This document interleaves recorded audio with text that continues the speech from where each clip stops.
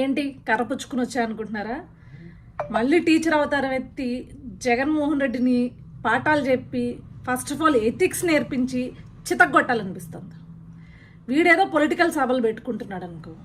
అవసరం అండి, ఇప్పుడు రేపొద్దున దెందులూరులో ఎక్కడో సభ పెడుతున్నాడు.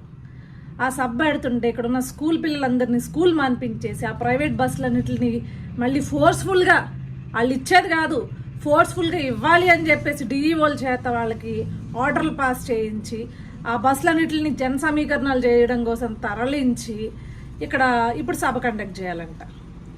అసలు వీడికి బుద్ధి ఉందా? రాష్ట్ర ముఖ్యమంత్రినా? అసలు ఎంత బాధ్యతాయుతంగా ఉండాలి? పిల్లలు చదువులు పోగొడతాడా?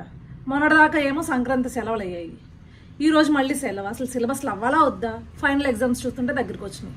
మళ్ళీ పొద్దున్న ఇంకొక న్యూస్ చూశాను.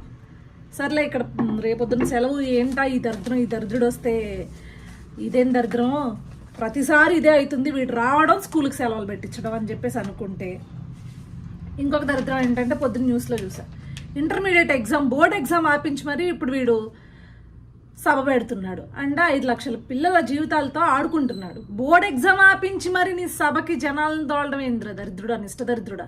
నిన్ను ఎలా కొట్టాలి? నాకు తెలిసి ఈ కర్ర సరిపోదు నీకు.